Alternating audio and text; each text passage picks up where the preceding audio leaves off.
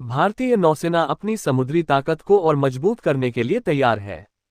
26 अगस्त 2025 को विशाखापत्तनम में एक ऐतिहासिक समारोह में 2 Nilgiri class stealth frigates, INS Udaygiri F-35 और आईएनएस हिमगिरी F-34 को नौसेना में शामिल किया जाएगा। ये पहली बार है जब 2 अलग अलग shipyards Mazagon Dock Shipbuilders Limited (MDL) और Garden Reach Shipbuilders and Engineers (GRSE) से निर्मित 2 अत्याधुनिक युद्धपोतों को एक ही दिन में कमीशन किया जा रहा है। ये कदम न केवल भारत की आत्मनिर्भरता और रक्षा क्षेत्र में स्वदेशी निर्माण की क्षमता को दर्शाता है, बल्कि हिंद प्रशांत क्षेत्र में चीन और पाकिस्तान की बढ़ती नौसैनिक गतिविधियों को करारा जवाब देने की रणनीति का हिस्सा भी है।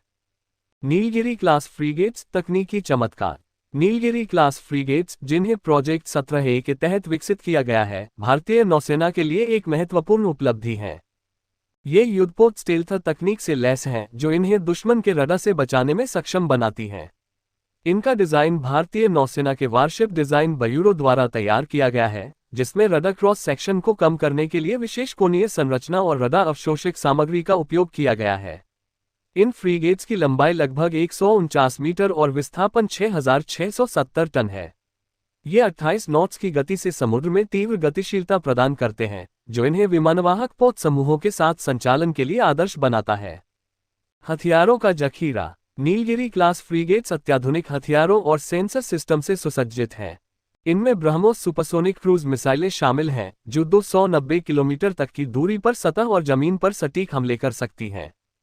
इसके अलावा बराक -8 सतह से हवा मिसाइलें हवाई खतरों, जैसे विमान, हेलीकॉप्टर और ड्रोन, को 100 किलोमीटर तक की दूरी पर नष्ट करने में सक्षम हैं।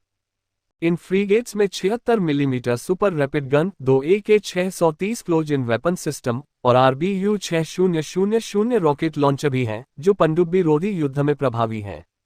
इनके हेलीकॉप्टर हैंगर में HAL ध्रुव या सी किंग जैसे मल्टी रोल हेलीकॉप्टर तैनात किए जा सकते हैं, जो लंबी दूरी की निगरानी और पनडुब्बी रोधी अभियानों को बढ़ावा देते हैं।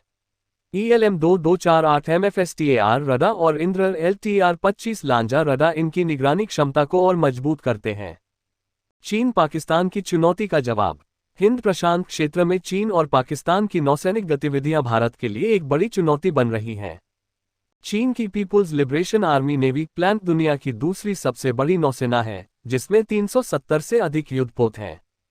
दूसरी ओर पाकिस्तान अपनी नौसेना को चीन की मदद से तेजी से आधुनिक बना रहा है, जिसमें 8 हंगोर क्लास पनडुब्बियां और टाइप 054 AP फ्रीगेट शामिल हैं।